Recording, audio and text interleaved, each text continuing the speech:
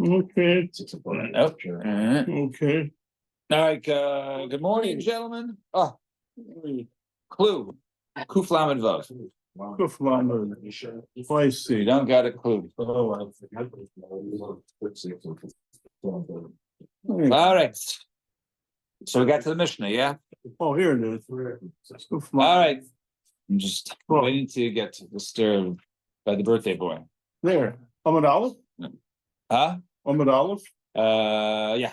There's a Mishnah by the top. Okay, got it. So Akaisev Nechasav Lebanov Tzarich Sheyichtav Mahayim Lachar Misa. Rabbi Yehuda says, Rabbi Yehuda, one who wants to go ahead and give away assets. He's not sick, he's not a shchimera, but he wants to give matana to his son. Mm-hmm. Morning, you go. We just started. I guess you startled.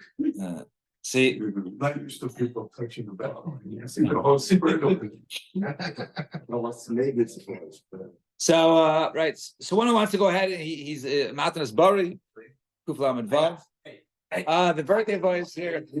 Yeah, I wasn't sure. So happy birthday to Mayor.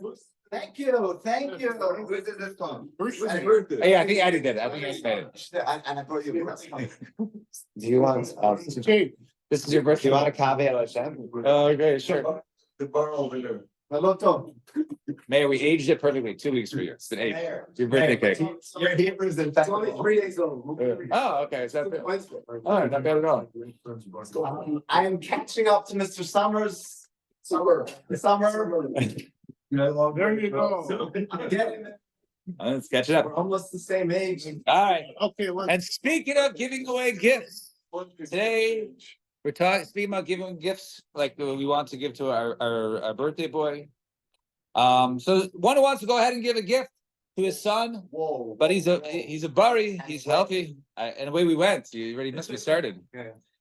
So he says, so he has to say mehayom from today liachar misa. Now we saw yesterday sort of how it works, right? We saw yesterday that the payros are currently eaten by the father, and when he dies, then it goes to the son or whoever he gave it to. Now, so he has to go ahead and write in there, right? Today and after death, Divi Rabbi Yehuda, right? Because it's Lachar Misa, you can't give him a ton of Lachar Misa. And if it's today, then the father can no longer use it, right? But the father doesn't want to give it away today; he wants to give it away at the time of his death. Oh, it will. Yeah, but but this is a It's not. no, but this is not necessarily right, but it's not necessarily a will over here. Let's give away after that. Okay. Yeah. A will. Fine. Yeah. Okay. Yeah. Like a will. Rabbi Yosi says he does not need to go ahead and write Liachar Misa, Mehayam Liachar Misa. Right? He doesn't have to write Mehayam, right? So says Rabbi Yosi, right?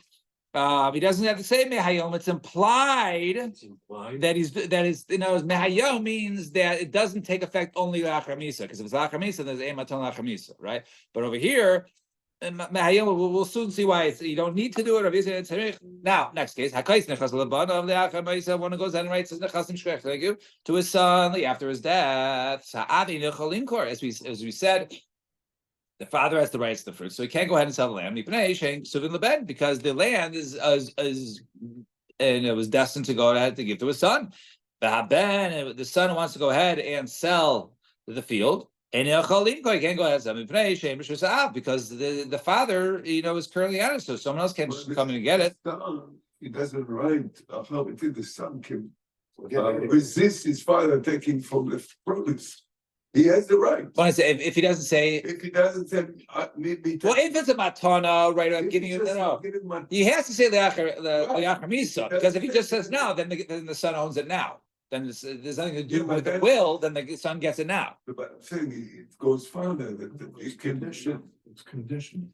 It kicks in once he dies. When the father dies, but until then, the father can eat from it. But nevertheless, the son can't sell it, even though it's supposed to go when he dies, because the father is eating from it now. And machar av,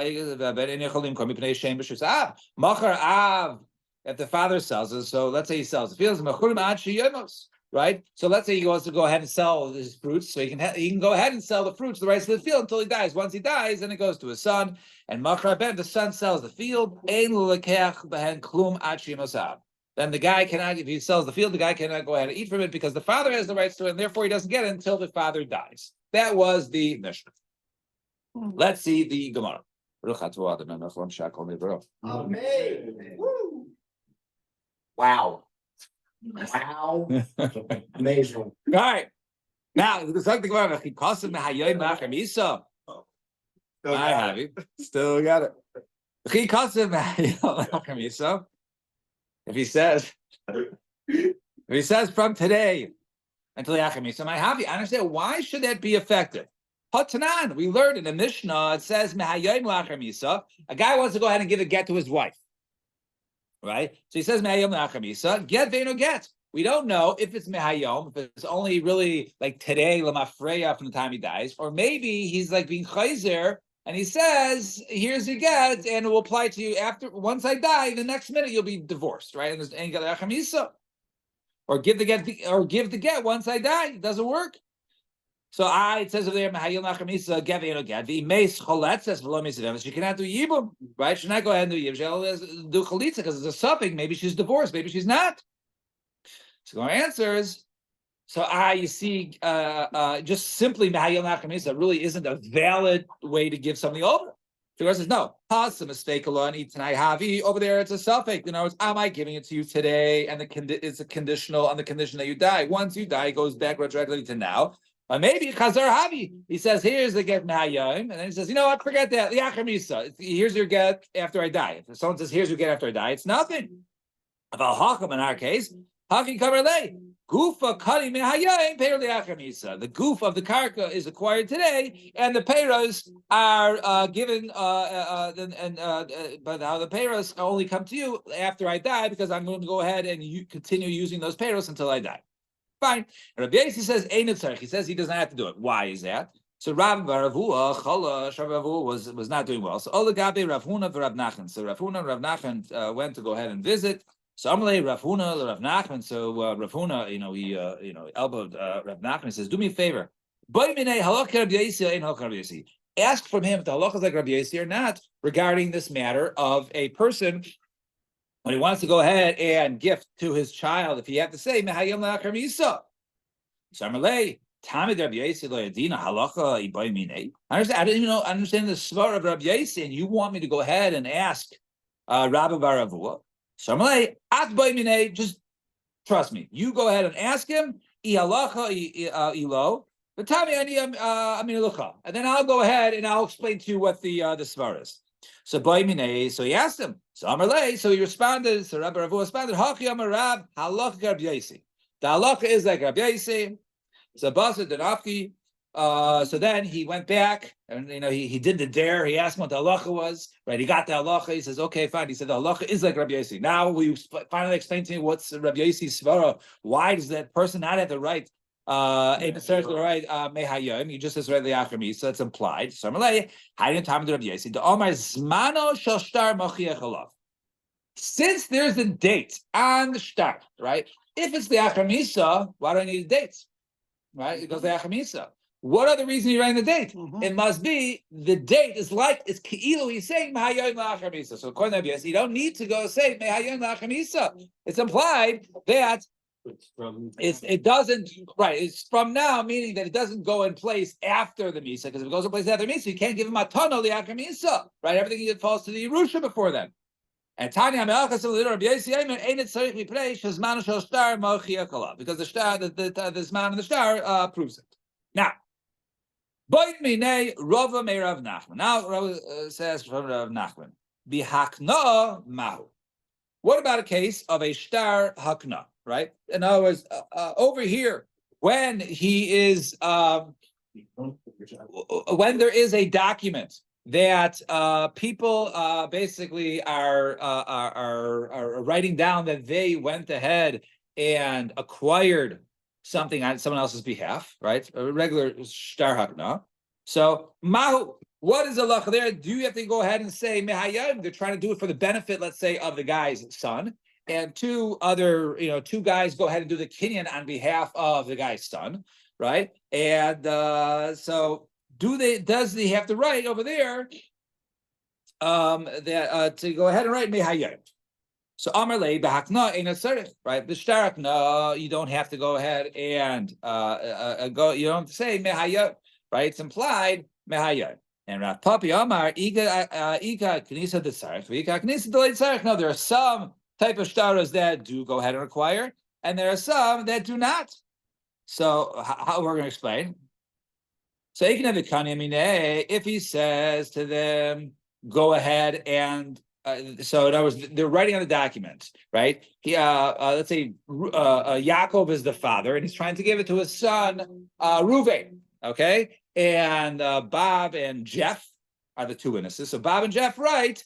So Yaakov told us to acquire it, and we made a kinyan from it, and that's what they wrote down. Then you don't need to go ahead and write mehayom. Or in other words, since the father told them to acquire it, so do you think they acquired it or not? Now, why else are they writing the document? Obviously, they did the kinyan after the father told them to.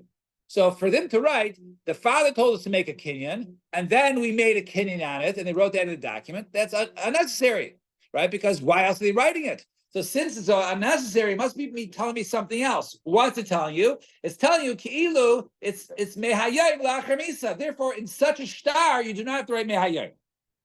However, kinyan we made a kinyan from it, ve'akniya, and then he told us to. Then sarich. Then he told us why, because in other words, we made a kinyan for Reuven in his behalf. But how do you know we had permission? How do we know Yaakov told us so? So by the fact that he wrote after, it was still mechadesh, even in the second line, that the father, or the second part, that the father told us to go ahead and make a kinyan.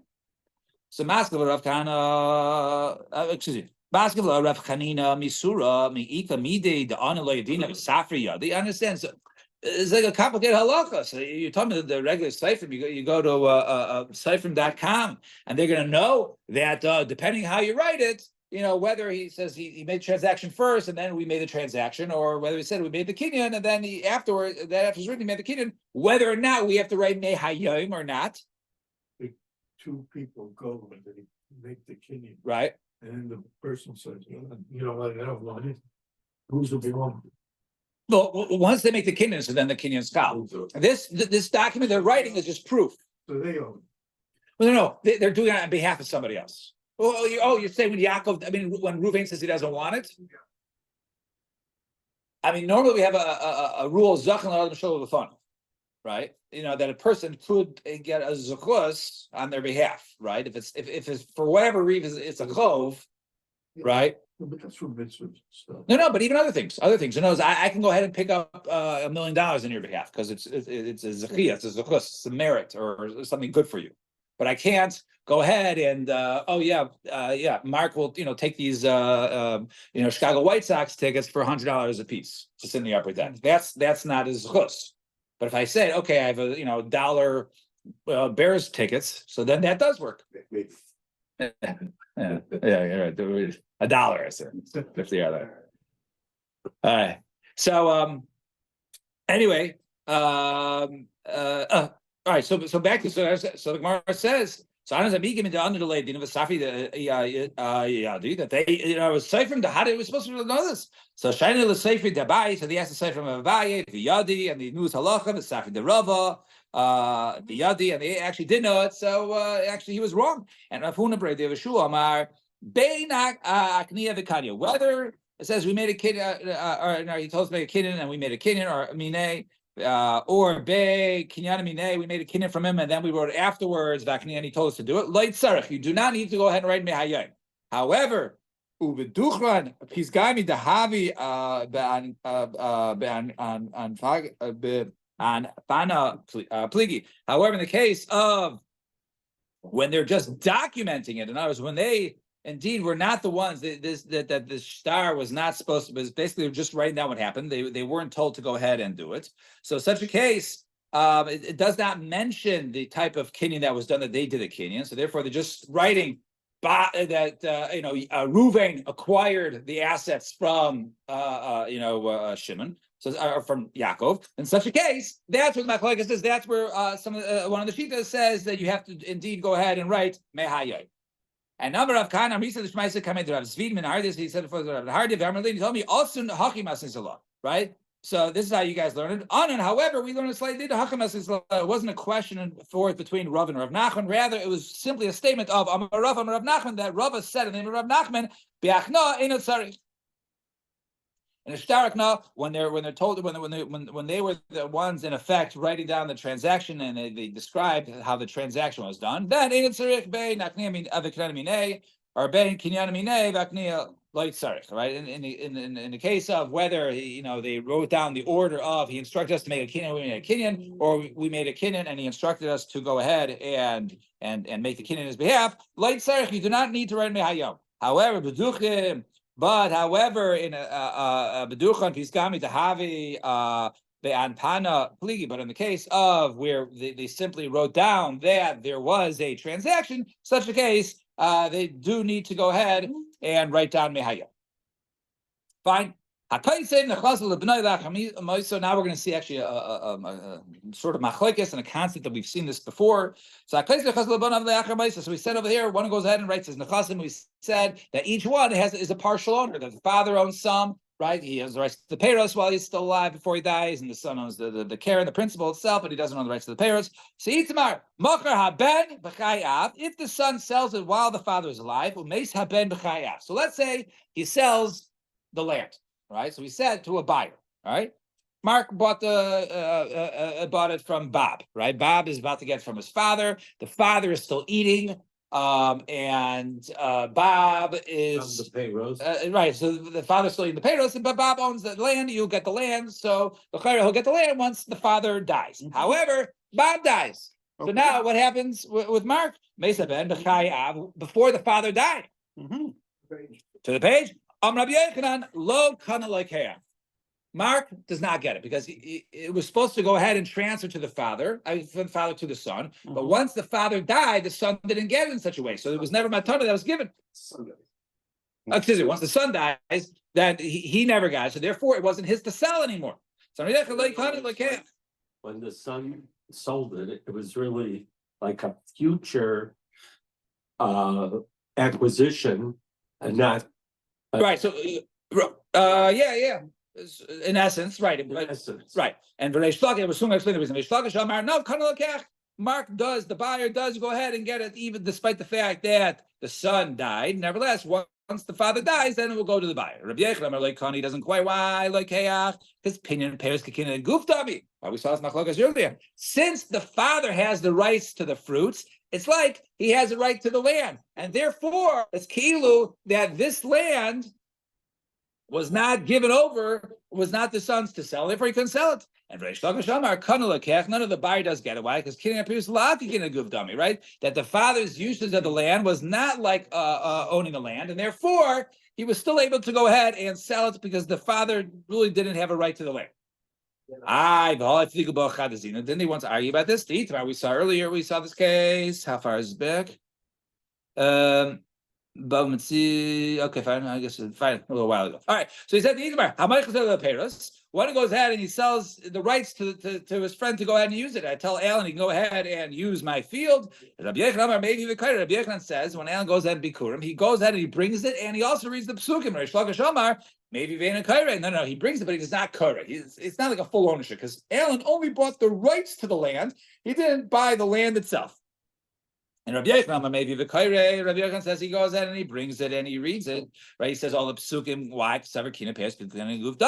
Because once by owning the land, by having the rights to the fruits, it's kilo I own the land, and therefore I say the full parsha of Bikurim. And Reish Lakish Amar, no. Maybe Vein and Kaira, he brings it, but because of Safi, but he doesn't read the psukim because Kinyan Peres Lakikin Gufta. He does not own the land. So why do you have to repeat it twice? But both of them are cases of whether a person has rights to the field, like the father is in this case. It's like he has complete ownership of it or not. So Amar Lecha Rabbi Yochanan, normally we'd say that whoever has the rights to the fruits, and the father has in this case, it's like he owns it, and therefore the son, if he dies, cannot go ahead and sell it. However, hacha itzrich, but over here is the chiddush here. Why? Maybe I would have thought, maybe the father, when it comes to his son, he loves the son. Right? So maybe he says, okay, despite the fact that I have the rights to the fruit, I will allow you to go ahead and sell it. So maybe he would have been Michael, Kamash Malon, then no. And Reish Lakish, Rav Shimon Lakish Omar, and he would say the opposite. Even normally that owning the rights to the fruits is considered to be nothing. So why you tell me that it's considered to be nothing? Therefore, the son can go ahead and sell it. And therefore, in our case, Mark would be able to get the assets after even if the father dies after the son. So hacha itzrich over here we need to tell us a chiddush. Why kol gabi nafshe afil mokum berei nafshe adifale. Right? It can be opposites for. In other words, even the fact that he loves the son, but he loves himself a little more. So in other words, maybe by himself he wouldn't allow that, and therefore he would be able to object to block a sale. Kamash Malon, according to him, lav kikidin aguf dami, and the son gets it. So Eisvei Rabbi Yechon Reish Lakish, Rabbi Yechon has a kasher Reish Lakish. Now Reish Lakish was the one who said kinin aguf lav kikinin karkadami, right? Or kinin peros lav kikinin aguf dami, right? That was Reish Lakish.